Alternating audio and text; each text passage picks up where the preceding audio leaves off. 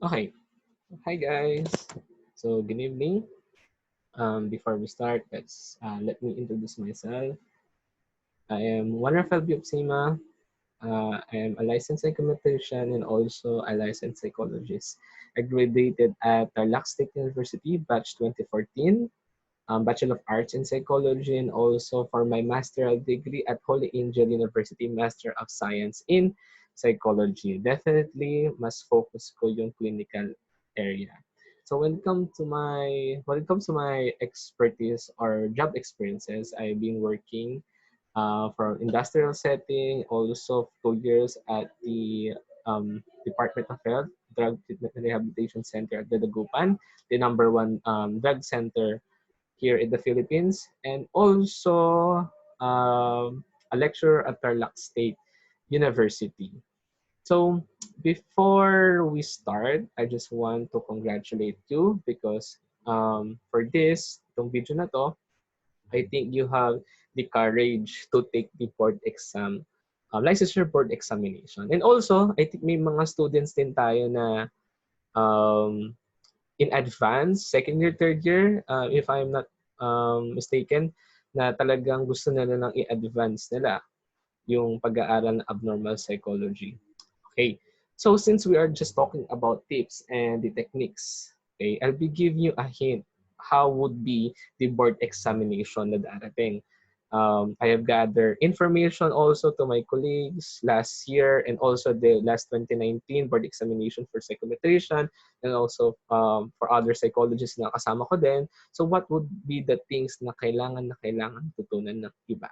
Although we have a different perspective paano natin mag-aaral, but I am gladly to share ano nga ba yung mga things na talagang important, especially in abnormal psychology. First thing first, ang sabi ng iba, when we are studying abnormal psychology, madali lang daw.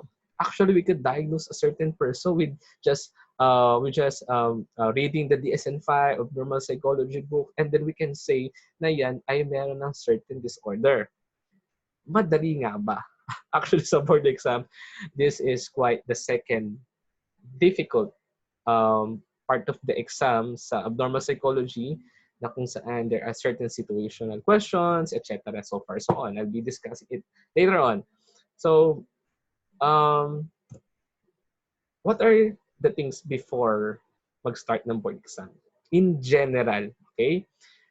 First is self-reflection. Okay? Somehow, okay, I'll be honest, I am not a cum laude. I do have a grades of um, 2.25, 2.5 in my college days. But of course, bumawi ako na yung masteral days. Okay? Um, there are certain student kasi na kapag mababa yung grades nila, ang sinasabi nila is, babagsak akong board exam. But definitely, isipin mo muna, okay? Hindi lahat ganun. So, tatanggalin natin yung mindset ngayon. The first thing to do is have a self-reflection in general, not just in abnormal psychology. So, self-reflection is, isipin mo, are you ready? Sir, kasi po, takot ako. Kinakabahan po ako. Feel ko hindi ako magaling. Mahina ako sa statistics, especially assessment. If ganun yung mindsetting mo, then probably that's okay. Wala kang problema doon. Bakit? All students who take the board exam has this certain perspective na alam mo yung self doubt na kanyang capabilities. But in the other hand, nanonood ka ngayon, which means na you have the courage to take the board examination. If you think na ayaw mo at hindi ka pa ready at kulang ka, the question is, kailan? Kailan ka magiging ready? Even ako, personally, taking up the psychometrician board examination, ang sabi ko sa sarili ko, ayoko na. Pero in the end, I just pass. Together with the psychologist, sabi ko, kahit gaano ka pa katagal nagre-review, you will always tell na parang kulang pa. Yet, hindi mo alam na kayang-kaya mo. Okay? So I salute those student na nanonood ngayon and those student na they are planning to take the board examination. Okay? Self-reflection. Be more positive. Huwag yung self-reflection na hindi mo kaya. Rather than self-reflection, heighten or highlights your capabilities, your knowledges, the positive na meron ka. Okay ba? If ever there are certain questions pala regarding sa abnormal psychology, the subject natin, you can just leave me a message at my Facebook, Juan Rafael B. Oxima. Leave lang kayo na message on. You can add me naman.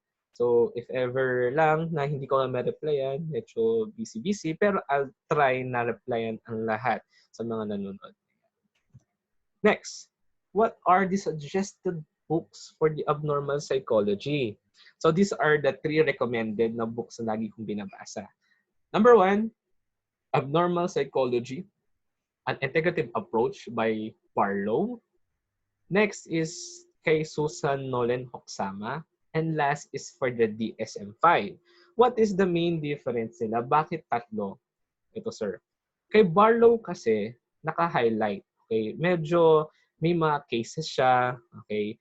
May mga good explanations siya. But the problem with abnormal psychology of Barlow, kasi yung therapy niya is nakahalo na siya kaagad. Okay? Unlike abnormal psychology of Hokusama, talagang nakahiwalay what are the psychotherapy na needed. Okay, saan ba nanggagaling yung abnormalities? Is it physiological? What part of the theory na bakit nagkakaroon ng ganito? And last is for the Diagnostic Statistical Manual or tinatawag natin DSM-5. Kumbaga ito yung tinatawag nating the Holy Bible ng psychology. Okay, na kung saan maraming mga students ang umiiyak, nahihirapan, okay, lalong-lalo na sa DSM-5. I actually experienced those memories about the DSM-5. But for the board examination, sir, what is the best book na kailangan namin basahin? Okay. Number 1 is, mas prefer ko magbasa ng libro such as Abnormal Psychology books of Hokusama and Barlow. You can read Kring. Actually, maganda din si Kring. Or, anong pangalan to? Ronald Calmer, Joel Calmer, na Abnormal Psychology. Maganda. I would recommend na basahin nyo yung libro niya rather than sa DSM-5. Bakit nga ba? Sa Abnormal Psychology na books versus the DSM-5 or the DSM-5, mas comprehensive yung nasa libro dahil may mga example siya ng mga cases, situation, at the same time, the author would explain what does it really means. Unlike for the DSM-5, kung mapapansin nyo, okay, major depression, 5, 6 at least met na criteria. So, doon is naka-specific na criteria. Okay. And then, DSM-5, the comorbidity, the perseverance, at the same time, ilan ba nagkakaroon ng cases na gito, etc., etc. Okay. Masyado siyang direct, pero the DSM-5 would not explain you what is the cause in the particular theory. Okay. Diba? For example, as example of a theory, okay, bakit nga ba there are certain persons who is experiencing somatic disorder or somatoform disorder? Kasi if we would explain it in a perspective, in a psychodynamic, okay, it's either naka-suppress, okay, suppress in terms of that particular disorder. So, mas maganda yung mga libro. Pero, sir, kailangan ba namin i-memorize to? Itong tatlong to? No. Hindi nyo kailangang i-memorize yan. The DSM-5, it is quite impossible to memorize all the criteria. Ano ba yung pinaka-importante? Know the differentiation of the different disorder. Later on, we'll go on to it. Now, imagine that you would decide to take the board examination, and I hope so, okay? Ano ba yung mga ginawa ko? And other psychologists, psychometrician na ginawa nila. Okay. Number 1 is you need to organize your study space. May mga tao na mas gusto na magulo ang gamit nila. Pakilaman mo sila, mag-aaway kayo. And ako yung ganon. Makalat ako sa gamit. Actually, nakatakip nga lang dito. Even my books, even my photocopies, nandito siya. Next, practice the old exam nung college days mo. It could really help you, especially now na meron ng board examination for your psychometrician. Ang dami ng schools na nagpo-provide ng mga practice tips. Okay, bakit nga ba kailangan natin mag-practice? Um, One of the thing na kailangan natin mag-practice, especially multiple choice, dahil sa board examination natin, all the questions are multiple choice A to D. So, kailangan napapractice na tayo. Another thing na pwede natin is to explain your answers to other. Ano to? Or number 4, organize study groups with your friends. Ano to? When you have this group study, kung ikaw ay somehow extrovert, okay, at gustong-gusto mo na dumadaldal, you can have a group study with your colleagues. Okay? Bakit nga ba? The more na na-explain mo, the more na mas na-retain. Rather than the more na binabasa mo, the more na somehow medyo nag-lose. Pero the more na nag-explain ka, the more na mas mag-retain. Just like the teachers, your professors, okay? The more na nagtuturo kami, the more na naaalala namin yung mga subjects namin. The more na napapractice tayo. Sir, is it a bad thing na wag kaming mag-group study? Kasi mas gusto namin ganon? Yes, it is somehow in your case na bahala kayo. It's either with friends or salire na lang natin. Okay? Number 5, pag ikaw ay nagre-review, do not forget to take a regular break. Diba? For example, for almost 3 hours, hindi ka na tumatayo. Okay? Ano ba nangyayari? For me, personal experience, and of course, sa iba kasama ko rin, kapag 3 to 4 hours na sila nagbabasa, you will feel somehow tired. At the same time, naboboard ka na. Tapos minsan, unconsciously, you're just reading the book at tinitignan mo na lang ilang pages ang kaya mong tapusin.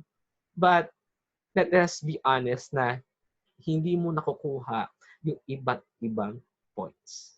Okay ba tayo? This is important. You have to take regular breaks while having your review. Next.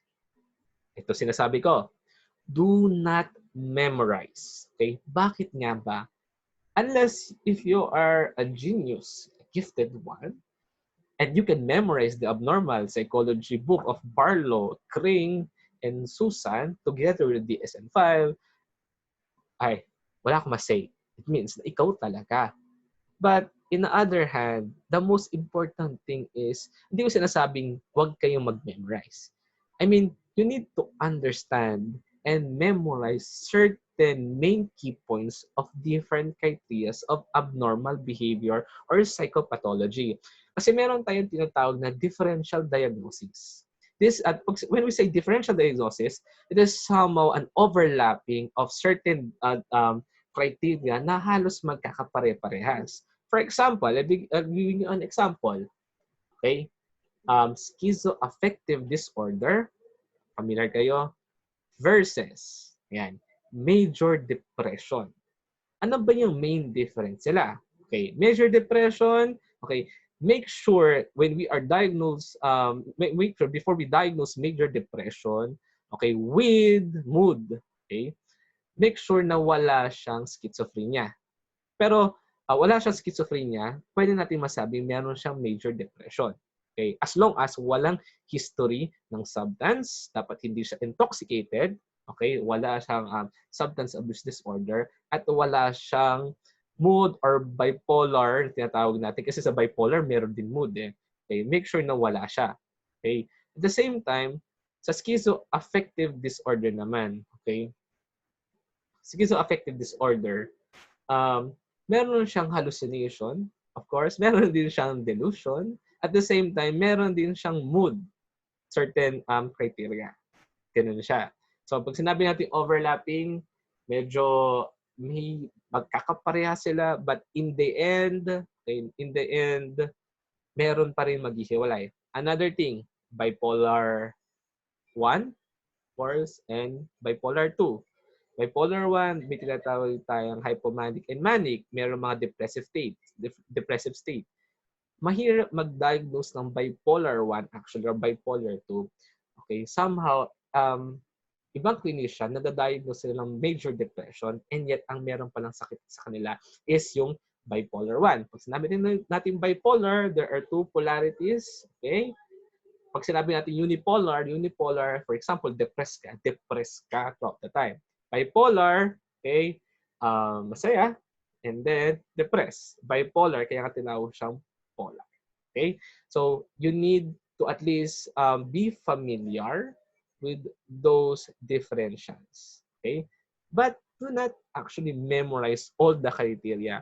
Baka hindi ka na makatulog or board exam na wala ka pa sa kalahati ng abnormal psychology. Okay? Next, avoid overthinking. Okay? Ano ba to? We cannot actually avoid literally, but in certain cases, kailangan nating iwasan. Okay? Alam niyo yung overthinking na ano yung mangyayari sa'yo. What if hindi ganito yung sagot? The more na nagda-doubt ka, the more na nagkakaroon ka ng lesser chance na makuha yung sagot mo, at the same time, the more na nawawala sa isip mo yung pinag-aralan mo. Okay? Or somehow, yung pag-overthink mo is, alam niyo yung overthink na, okay, ito to. Ito nga ba to? Baka naman meron dong wrong spelling lang sa multiple choice. Sabi mo, ay hindi. Multiple choice to. Wrong spelling to. So, hindi. Kailangan, minsan, no, you need to at least focus, okay? At the same time, iwasan natin mag-overthink na certain situation. Okay ba tayo? Next. Of course, kapag nagre-review ka not just abnormal psychology, okay, give yourself permission to be a human. Remember that you are not a robot. Okay? If ikaw ay robot, maybe, pwede ka maging Google. But you're not a robot. Okay? You need to take time. You need to take a rest. You need to sleep. Okay? You need to sleep 8 hours, I think, pero hindi na masyadong approve yun. Dahil yung ang tinutukoy natin is not the quantity but the quality of the sleep. Okay? According to other researches din natin. At the same time, eat helpful foods, avoid yung paglabas. Okay? Pero maiiwasan ba natin? Personally, ako medyo sumablay dahil nung nagre-review ako, dami kong kinakain. Kaya tumaba ako actually. But of course, you need to be more balanced about those certain scenarios natin. Okay? Take a step back. What does it mean? Okay. If you are tired, if you are somehow exhausted, you just take a step back. Okay? Parang kanina lang. Atras ka. Much better yon. Sometimes you have to take a step back. Okay? Hindi pwedeng forward. Forward, sige forward. Sir, kasi ilang araw na lang. Okay, ilang months na lang. Okay, if dito kayo mag-review, meron pa kayo months. Okay? You need to at least rest. For me, I think kung nag-review ka ng Monday to Friday, aside from the regular breaks ng review mo, at least magbigay ka ng time mo sa sarili mo. Lumabas ka every Sunday, go to church, and of course, di ba, love yourself. Okay. So, ano ba yung ginagawa ko? Especially pag take a step back, okay, regular breaks, I usually sing, but wala akong talent eh. But I play guitar. I am a instrumentalist, finger style, pero hindi ako may kumanta. Also, I dance, okay, mag-isa dito sa kwarto. Huwag kang sasayaw na nandiyan yung pamilya mo sa labas. Sumisigaw-sigaw ka, kumakanta ka. Di ba? Makapagtawanan tayo nun. And then, when we sing and dance, napapansin natin, somehow yung mga nasa, or mga na-review natin, is somehow we nare-retain natin. Bakit? It's because nawawala yung pressure, yung stress natin. Kasi when we sing, when we dance, of course, meron perspiration. Diba? Sir, sing, pinagpapawisan ka. O naman, lalo pag kinakabahan ka, di ba? Okay, hindi mo mapapansin, nawawala yung tension sa body mo. So, wala nang problema. You can sing, dance, or talk to your friends, call with your friends, play Mobile Legends. I always play Mobile Legends as my regular break. For those who are playing Mobile Legends there, you can add me. Number 1, Tarlac Angela. Okay, pero ngayon, hindi na masyado naglalaro. Okay, next is you can breathe deep and slowly. Okay, so ano to? Paano mo ito matutulong? In the board examination or reviewing, why won't you try Okay, inhaling in your nose, exhaling in your mouth for at least 4 to 5 times. Mapapansin mo na parang naglo-loosen up. Okay, naglo-loosen up. Pero wag mo naman araw-arawin na iba na yun. Baka in-asthma ka na. Okay? Next, for those student na they are really somehow competitive, walang masama as long as it is in a good perspective na competition for growth. But somehow, you need to forget the competition. In the end, kasi board examination to, sino ba ang magbe-benefits? Of course, kayo. Bakit nga ba, sir? If you are too competitive, okay, may tinatawag tayong neurotic, di ba? Okay. Too competitive, somehow naiiwasan mo i-compare yung sarili mo sa ginagawa ng isa. Maybe, ida-down mo siya, or worst to worst, ida-down mo yung sarili mo. Kasi, nagkakaroon ka ng imaginary competition doon sa kabila, or doon sa kasama mo, tapos hindi mo marating, nagkakaroon ka ng doubt. Okay? Forget the competition. Okay? So, in the end, you always win or you would win as long as, okay, mind your own business or be more helpful na lang. Gaya ng sabi ko kanina, okay, discuss it with your colleagues. Avoid competition. I literally experienced na meron ka competition daw at na-pressure. So, when the psychometric board examination was held last, I think, June or August, July, okay, bumagsak siya. I don't know. Yun lang sinasabi ng mga kasama ko. But avoid competition. Okay. Treat your mistake as a valuable feedback. Ito importante. Okay. If ever that you would enroll here, the master class, okay, or anywhere review center, somehow if there are pre-tests and post-tests that they are being administered, di ba? At napansin mo mali ka. At yung tanong lang naman doon is, what is reliability? At mali ka pa sa multiple choice. So, ang sasabihin mo sa sarili mo ganito, ang bobo ko, ang sama ko, ang tanga-tanga ko. Di ba? Parang ang sakit nun, di ba? That is a negative or self-doubt, self-criticism mo. But let us turn those things to in a positive way.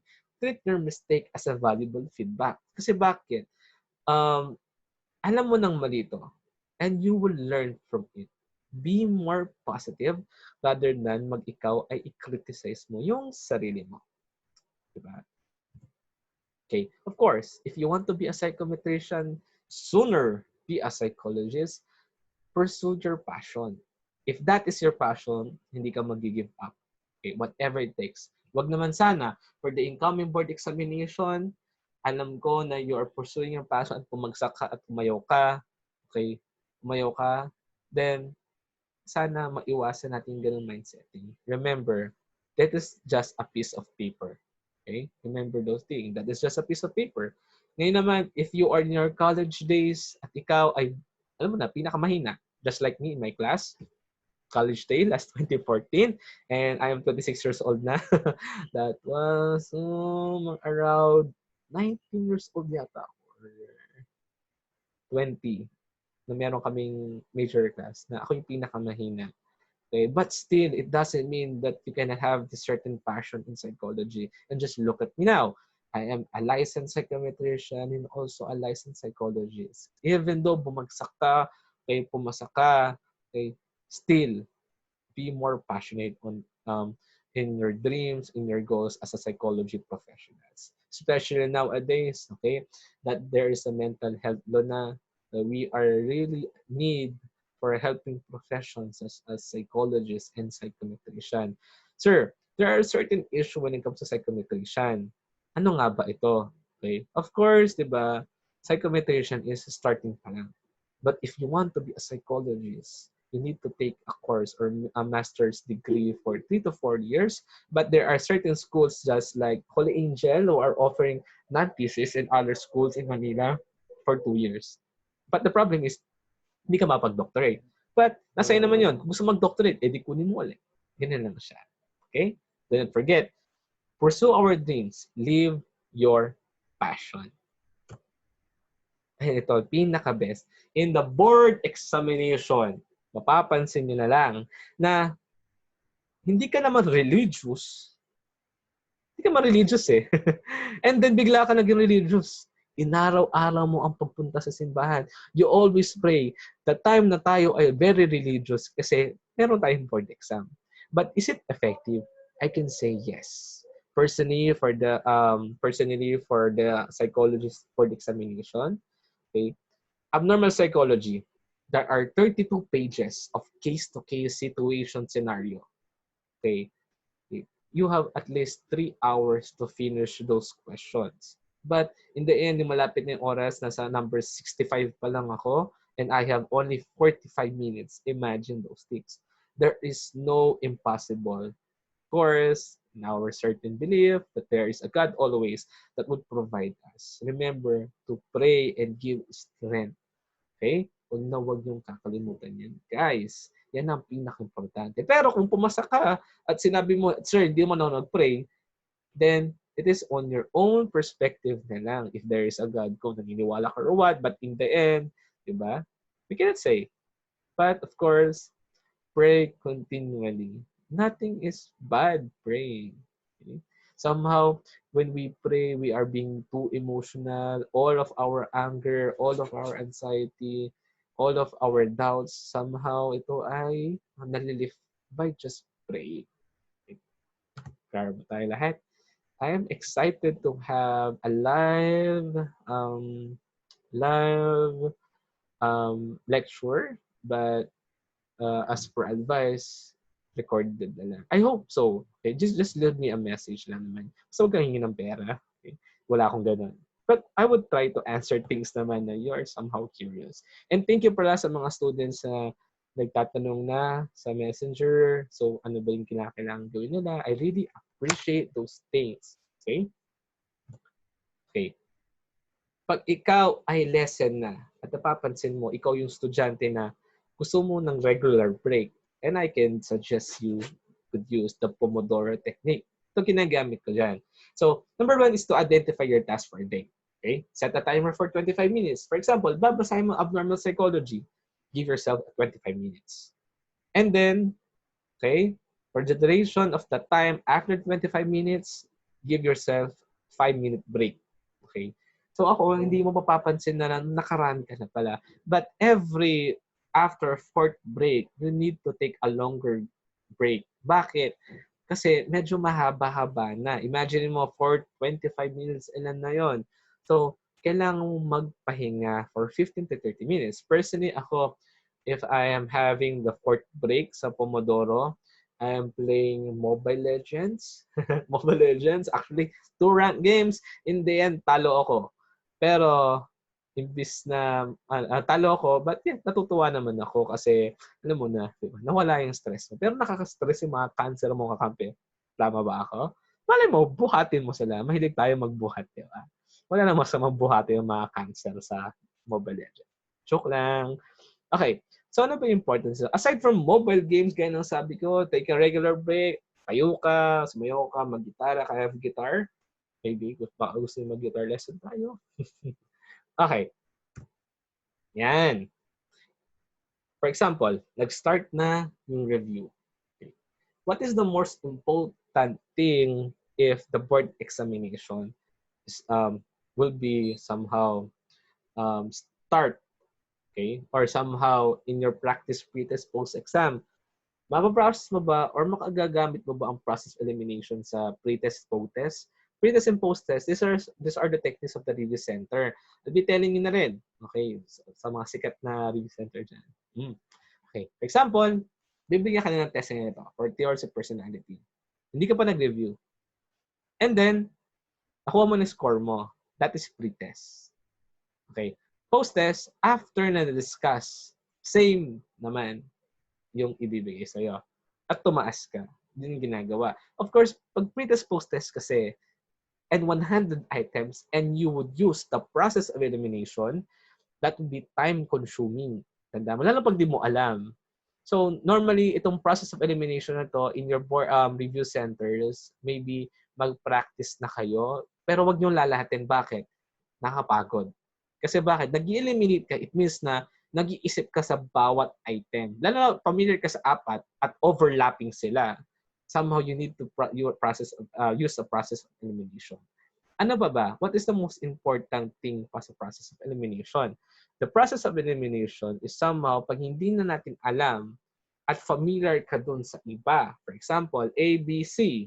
A, B, C, okay, A, B, C, D. Si A at saka si C, hindi ka familiar. Okay? Pero si B at saka si D, familiar ka at alam mong hindi yun yung sagot. You can eliminate B and D. So it means that you have two option na lang. Sir, how many percent? Basically, meron kang 50. Pero we cannot say na yung pinagpipilian mong dalawa ay, sinong dalawa. Pero somehow, the process of elimination would really help you. Lalo na, it comes to situational, it would really help you. Somehow, sa process of elimination then, the most important thing is your attitude when it comes to your board examination or question. Pag ikaw ay nag-loosen hope na, I'll tell you na somehow the chances would be low or probably pwede kang bumagsak.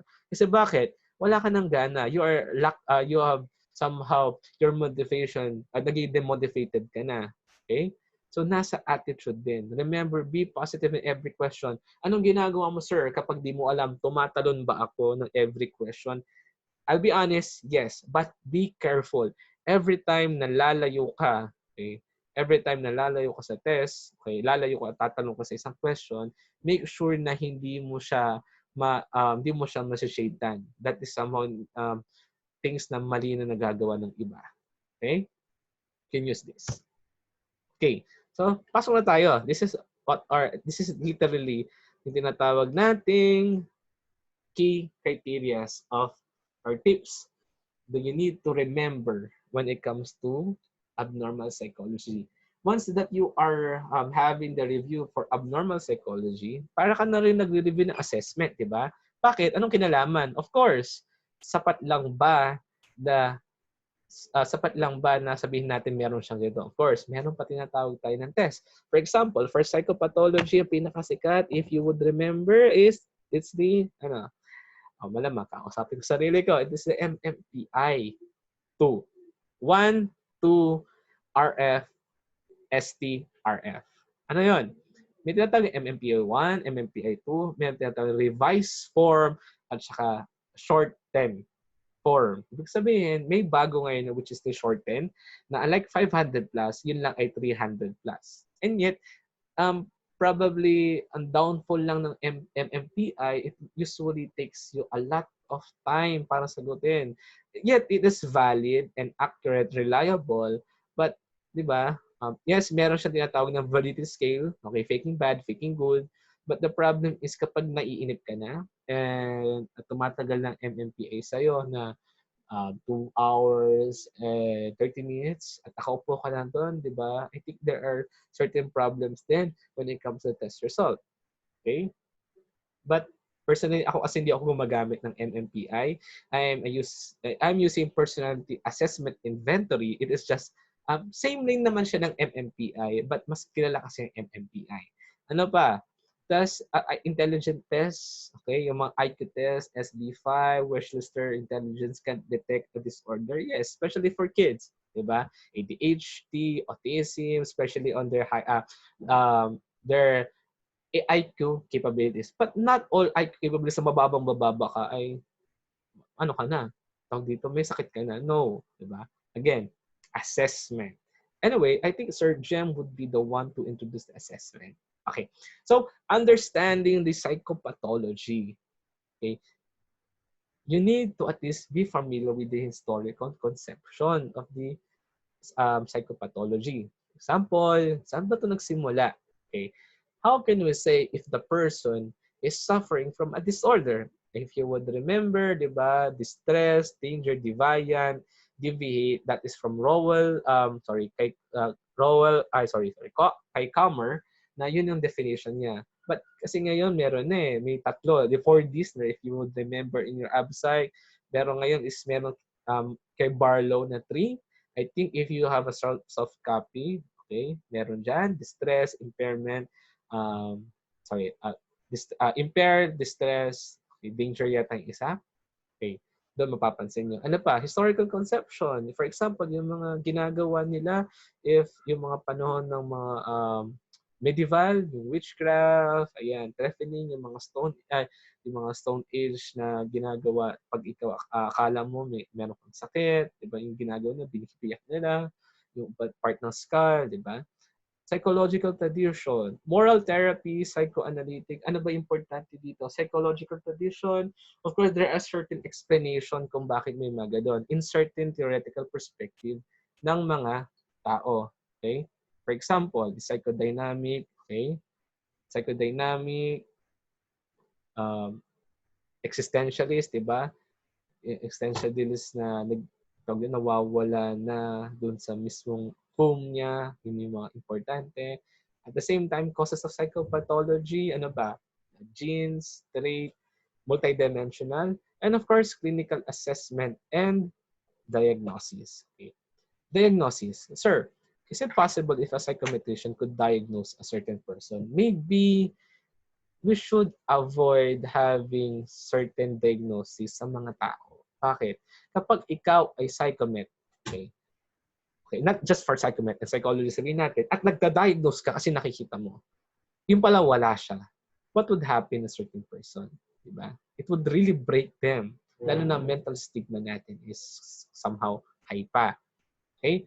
So, sure, if sa diagnosis pa ang mga psychometrician pwede, actually, hindi. Diba? Alam naman natin yan. You just need to read the ethics, okay, our ethical guidelines for psychology practitioner. But, ang mga psychometrician, you have a certain idea na meron siya. Could you refer? Maybe. If that person is on danger na rin at someone danger at meron na siyang distress, maybe you can ask for person na probable na pwedeng, for example, ito anak, ito mother, okay, at nagtatanong sa'yo, you can just refer na lang sa kanila na meron kayong kakilalang psychologist na ganito. As a psychologist part naman, somehow, we need to avoid diagnosis if hindi pa tayo sure. Sabi ko nga, di ba, there's a lot of assessment. For example, for substance abuse, historical, history of background. You're familiar with the case study? History of background, family, social, mental status examination, blah, blah, blah, blah, blah. So, marami. Okay. What are the causes of psychopathology? Okay? So, actually, iiwan ko to sa inyo. Okay? Maybe you can chat sa akin, bakit ganito, bakit ganito. In the board exam, ito yung mga questions. Okay? Sabi ko nga sa inyo, you need to be familiar. Behavioral ba? Okay? Socio-economic condition, acceptance or valuing the use of substance in environment. Minsan nandun yung mga key. And employment is an explanation of the cause substance use through the blank. Okay? Of course, if you would eliminate ano dyan, okay? At meron kang maiiwan na dalawa na sasakit ng ulo mo. It's either C or D. So, you just message me bakit yun ang sagot mo. Of course, nasa iyo naman, i-google mo yan. But I think, diba, kailangan mo rin, itry mo muna kung ano ang sagot dito. Okay? In the board exam, there are a lot of questions sa ganito. Okay? Next, be familiar about the differential diagnosis of every disorder. Okay. Ano ba to? Again, the process of differentiating between two or more conditions which share the similar signs and symptoms sa tinatawag natin. Okay. Ang problema when it comes to disorder, marami kasi overlapping that we need to set the criteria, the number of days, okay? The main criteria, asking their family what are those signs and symptoms na lumalabas sa kanila. Kasi hindi mo na monitor yan eh. As a psychologist, hindi mo monitor. Okay? Somehow, kailangan mo yung parents na tinatawag natin yung mga checklist tayo. For example, for trauma, okay? Checklist sa parents. ADHD, checklist. Autism, checklist. Okay? Hindi mo pwedeng tanongin yung bata. Diba? Unless you can observe it. But probably, mas maganda pa kasi meron kang mga supporting materials such as yung ating mga checklist. Okay? Now, how important differential diagnosis? In the board examination, there are questions na nag-overlap. Kaya nasabi ko nga kanina, disorder, major depression, okay? Somehow nag-overlap siya sa bipolar, bipolar 1 or 2. Yan. Nag-overlap din ang bulimia and anorexia. May mga key points yun. Later on, if you would enroll the masterclass, I would explain it literally one by one. Things to remember. Okay? Now, there are certain questions of differential, just like this. Yeah. The school referred Billy to a clinic assessment. He reportedly to his teacher defies classroom. Okay, meron ka ng criteria. Defies classroom rules, annoys his classmate, ignores teacher's requests, and unforgiving to others around him. Ito, there are overlapping actually. Okay, there is a conduct disorder, there is oppositional defiant, there is disruptive mood dysregulation, and attention deficit hyperactivity disorder. So, pwede siyang pumasok sa conduct. Palagay mo. Diba? Keto, differential. Okay. Pwede rin siyang pumasok sa oppositional defiant. Bakit? Reportedly to his teacher defies, deliberately annoys, ignores the teacher requests, and of course, pwede rin siyang pumasok sa attention deficit hyperactivity disorder. Bakit?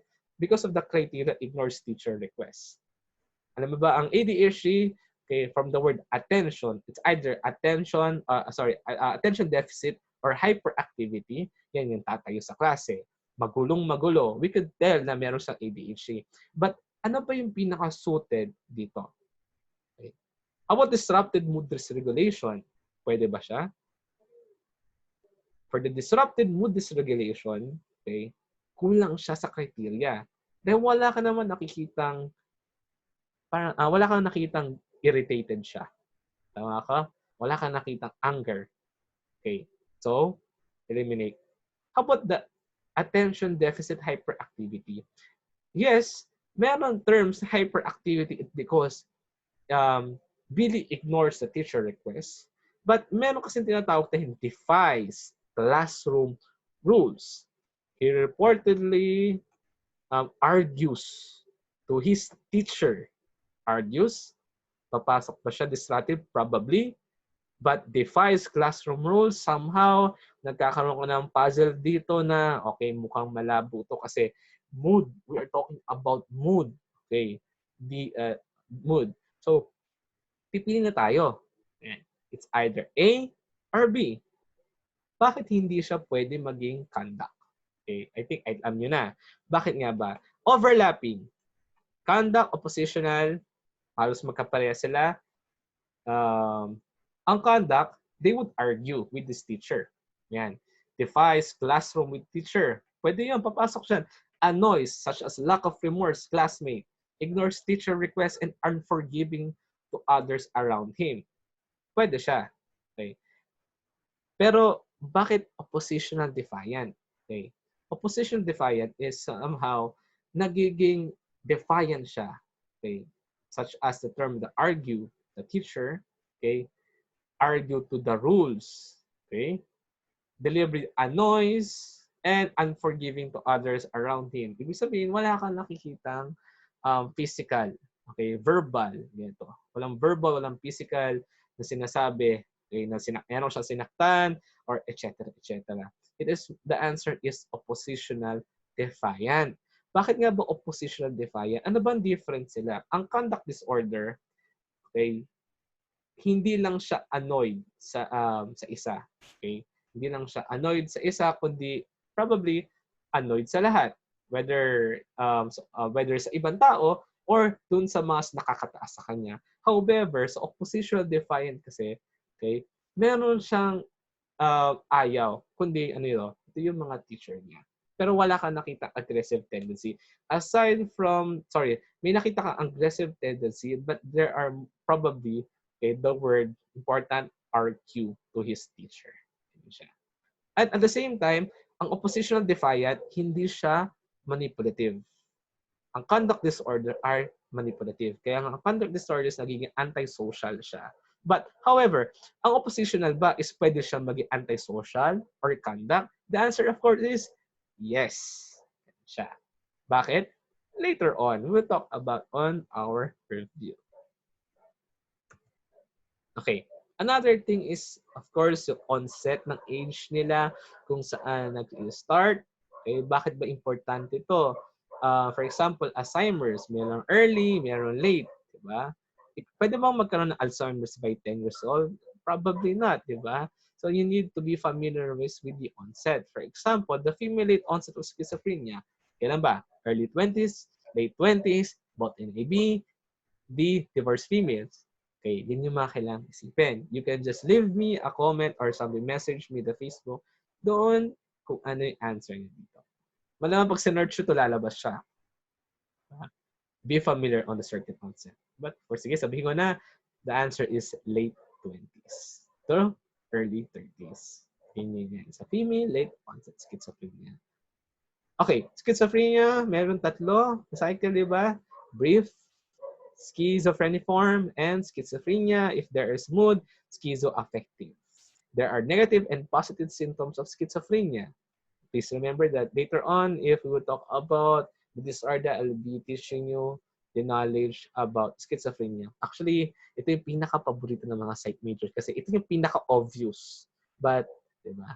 Somehow, may pagka-tricky to. Okay, be careful in situational questions sa tinatawag natin. Bakit? Okay, the board exam, ang daming situational question. I think 15-30. Okay, sir, nasusunod ba yung table of specification? I'll be honest, hindi. Hindi siya. Ang dami. Okay? So, situational question. Yan. This is a situational question. Ay, sorry. Dolly was diagnosed with schizophrenia. Speaking of, dahil nasa schizophrenia tayo, a few years ago. Remember, schizophrenia is not curable. But of course, may mga medication na kailangan natin. Okay. One symptom present was prior to her diagnosis. Okay. Okay. Was lack of enjoyment. Activities she used to enjoy such as baking and reading books. She prefers to sit around the house doing nothing. Dolly was experiencing blank symptoms of schizophrenia. If you are familiar, ano ang tamang sagot? And for those student na hindi pa alam, sige, since continuous ng record natin.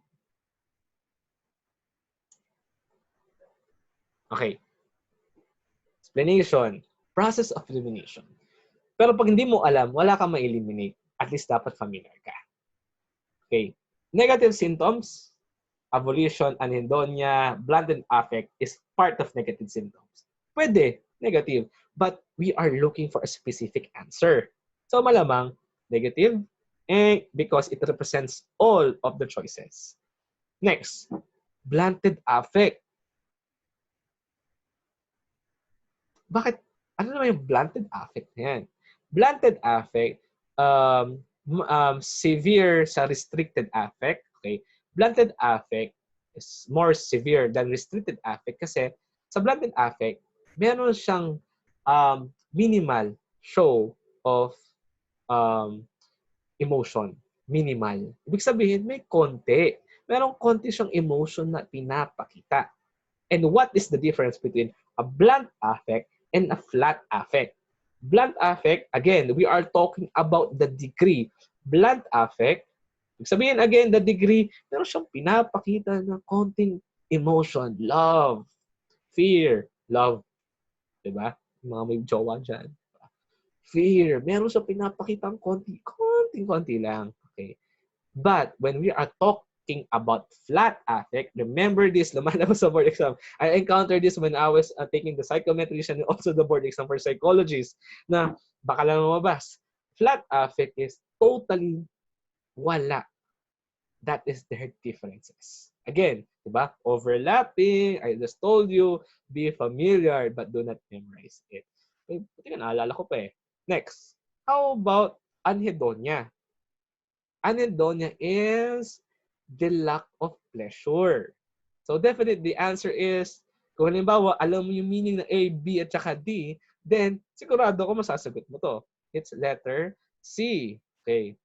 Performance of purpose activities. Nawala yung mga na-enjoy niya. Sir, is it anhedonia kasi pleasure siya. Iba eh. When we are talking about pleasure, we're again talking about degree. But papasok na yung evolution such as biking, di ba?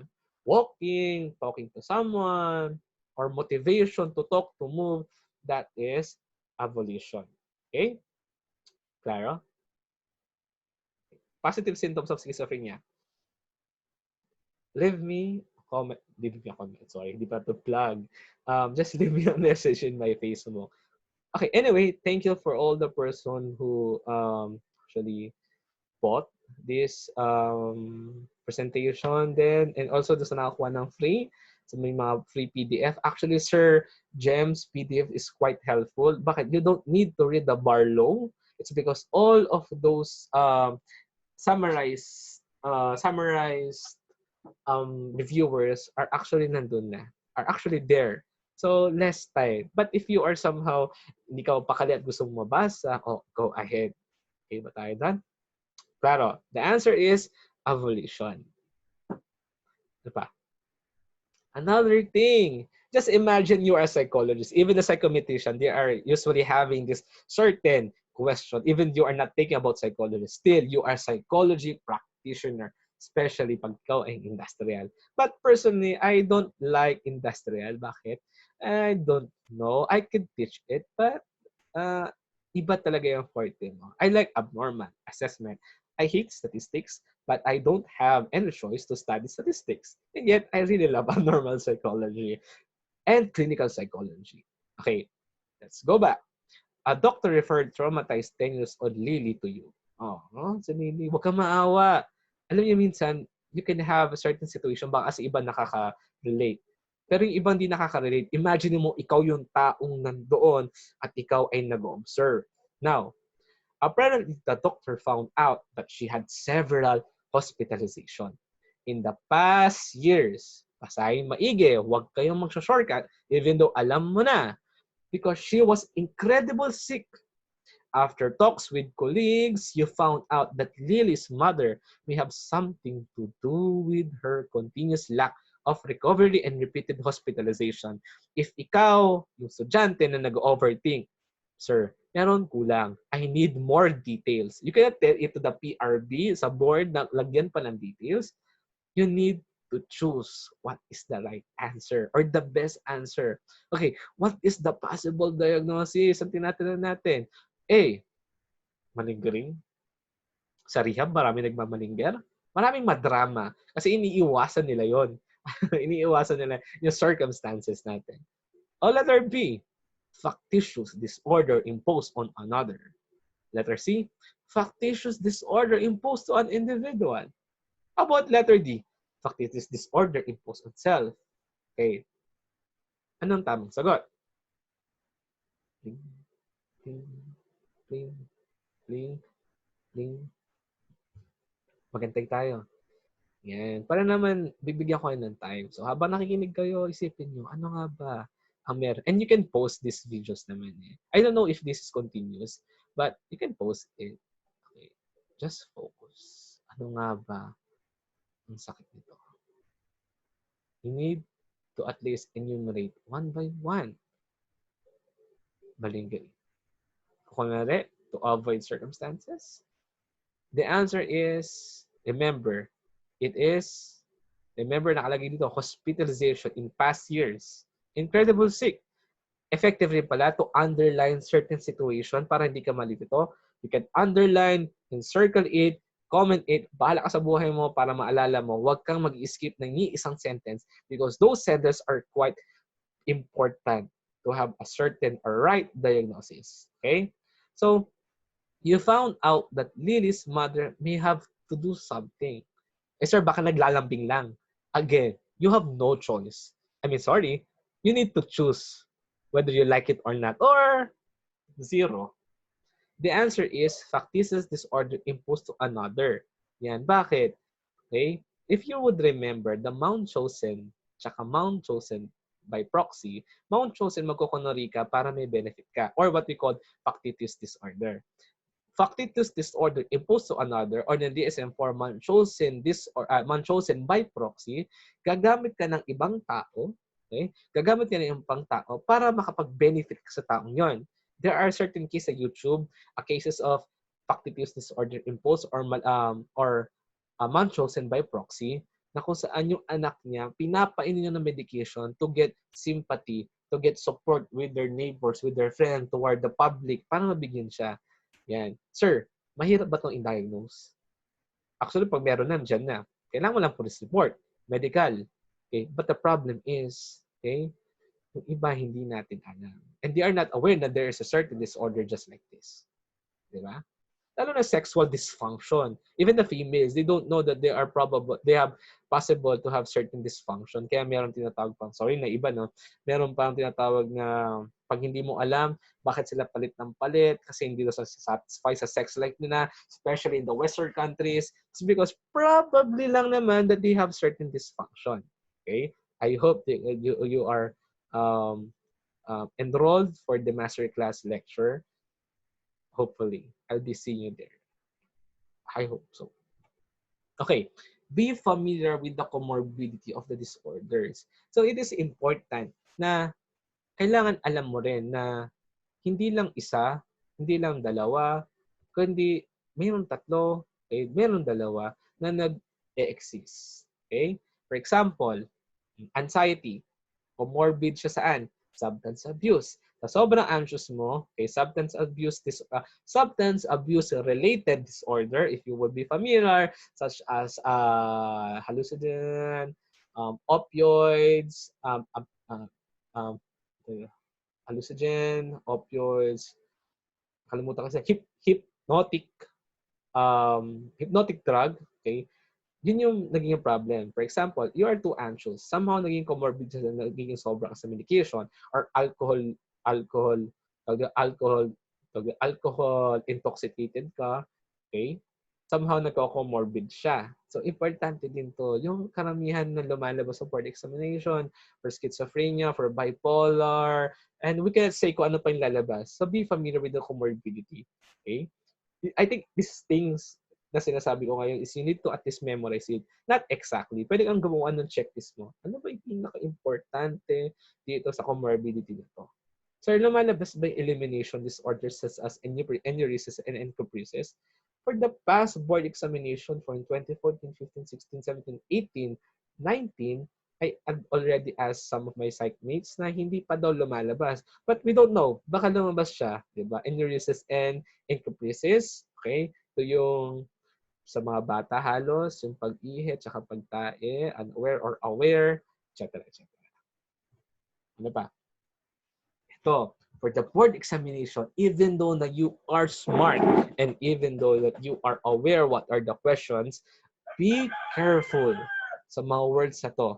Nakakanin lang. Ang akala mo hinahanap nila ang tamang sagot, pero hinahanap nila yung maling sagot. Lilituhin ka. Most likely, least likely, except, this is the most hatest part sa board exam, except, hahanapin mo ang naiiba. Pero pagbasa mo sa multiple choice, good luck na lang kasi ang feeling mo lahat sila ay magkakasama. Remember, okay? Remember, merong naliligaw dyan. Sir, meron bang times na merong except, pero wala talaga doon? I encountered it. Meron. But that was 2015, second batch of the psychometrician board examination.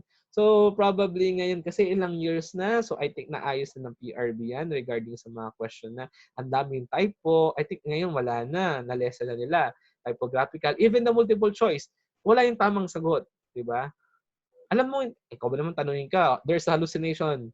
Hallucination of the following. Schizophrenia. Okay, meron naman. Major depression. Meron din naman with psychotic symptoms, di ba?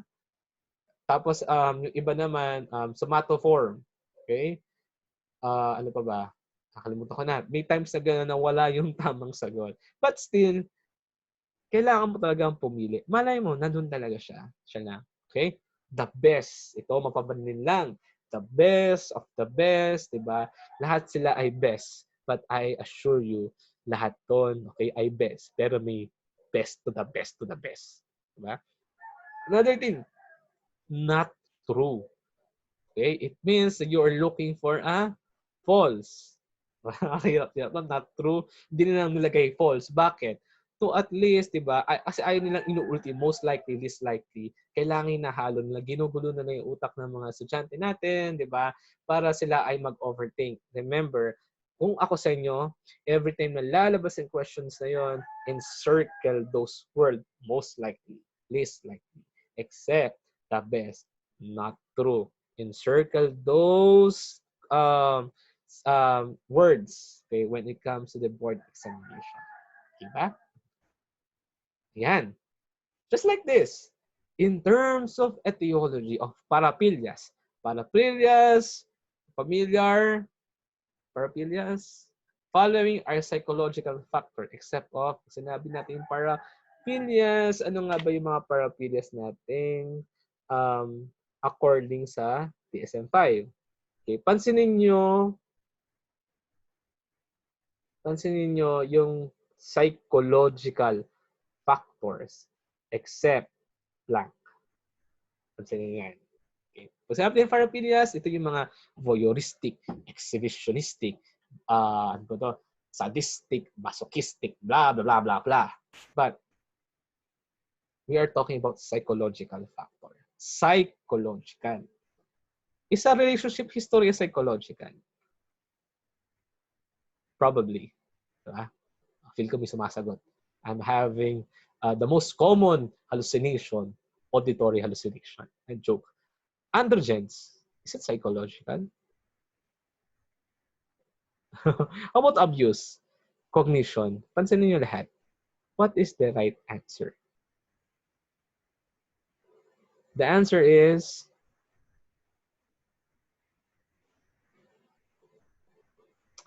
Dora. What's the answer? Okay. The answer is androgens. Androgens is not a psychological. Okay? Yan ay secretion, especially sa male with the paraphilias. Over-secretion, I think ng androgens, okay, yung is naging, tawag dito, androgens, or sorry, may mga treatment na androgens na kinakabit. Kapag ikaw ay third gender, ini-inject nila sa sarili nila, ganyan yun. So, abuse is also psychological. Cognition is also psychological, right?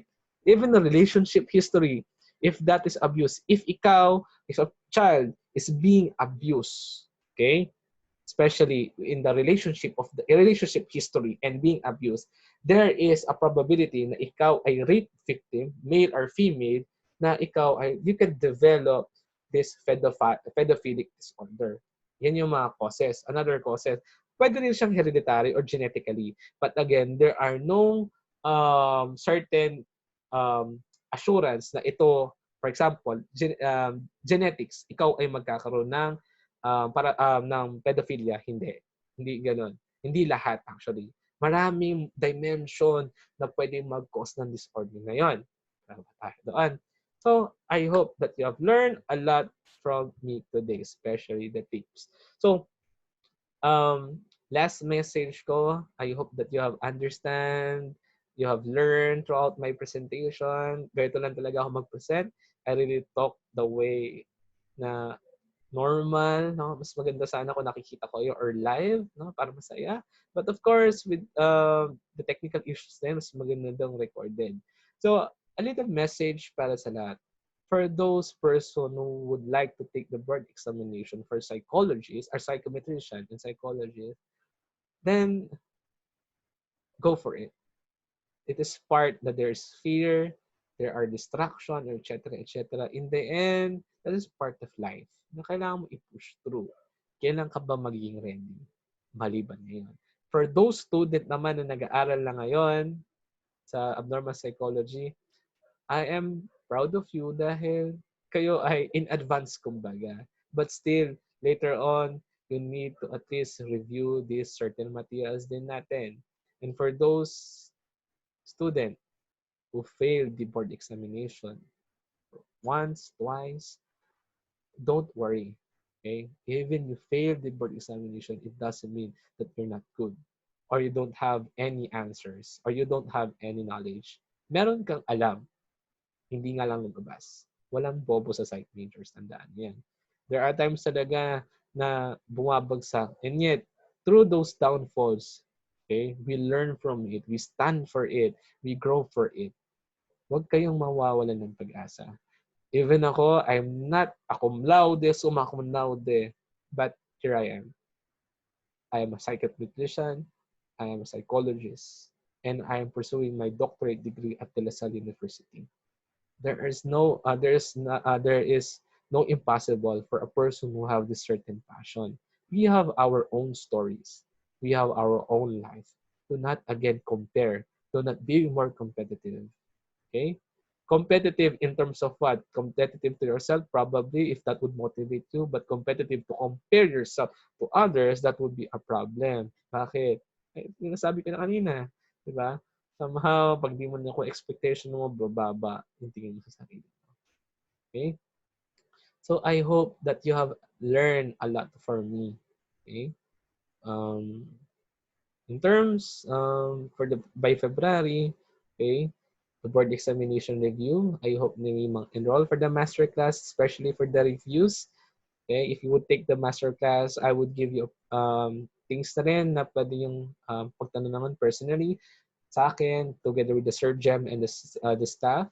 I encourage you to be familiar din sa mga tips and things for the TOP and especially the industrial psychology. If you ask me industrial psychology, I'll be able to answer na I could relay your question to another person. It's much more better na alam talaga, especially mga industrial practitioner. I'm a clinical practitioner kasi. So, that's it.